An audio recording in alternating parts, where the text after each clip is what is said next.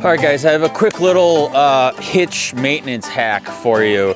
Fall is underway, and if you're a sportsman, you've had some gravel travel in your life, and I'm just gonna hose down the back of the truck. As you can see, it's absolutely filthy. I'm gonna go through what I do to just kind of keep my hitch in good working condition. I just wanna kind of wet down, just knock a lot of the bark off the back of the truck right now, and just give myself a bit of a clean working space here, and just rinse the hitch real nice. You want to keep these things moving. You want to exercise these parts, the pins. There's a lot of articulation in that hitch right there, so I just want to quick get it wet. I've tried doing this with a pressure washer, and it's just, for whatever reason, just the road grime and stuff builds up so much, and just it's hard to get into all these pins and stuff and get everything really cleaned out.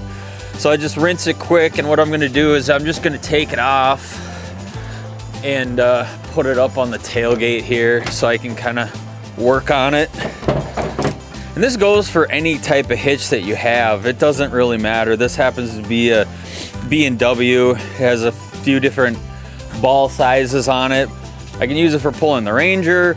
I have a camping trailer that I use that I need to really kind of bring up the height of the hitch, because there's some decent sized tires on it, ground clearance, what have you. I need some room to adjust this hitch up and down. I can really pull just about any boat or trailer or anything I need to with this hitch. This thing is capable of pulling it.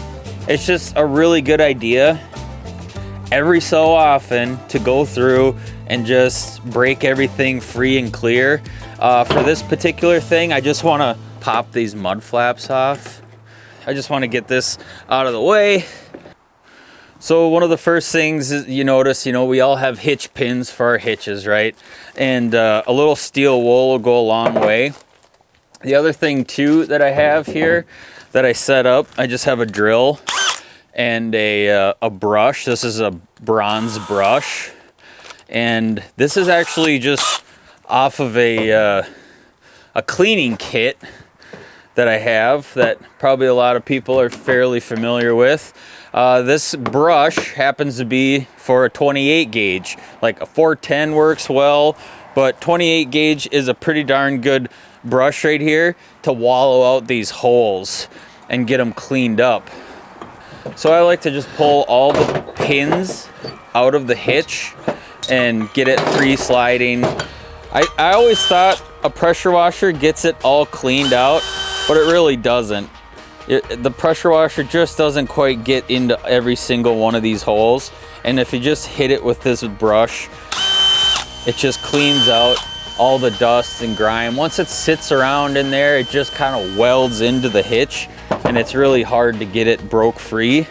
So by hitting it with that little brush, clearing all the debris and dirt, mud, you can see that thing's starting to get a little bit of rust in there. That's where the steel wool comes into play. And I'll just hit that with the steel wool and try and knock as much of that rust off as I can. Then I'll set everything down, give it a good rinse, get all the mud and crap out of there, reassemble everything, hit it with a light lubrication. I don't want to overdo it with the lubrication, because as soon as you go down a dirt road again, the dust and stuff just starts to collect on the lube. So just use it sparingly, and then maybe just wipe down any excess. So that's moving nice and clean. That's the little brush I use. This is off a 28 gauge. I'm sure there's something at the hardware store you can find that works, but I don't really have a use for this, so I just use it to clean the hitch and keep it maintained. This hitch is pretty much going to last me a lifetime if I keep doing this on a regular basis, probably twice a year. But there's just a couple little tips on some quick hitch maintenance. Good to go.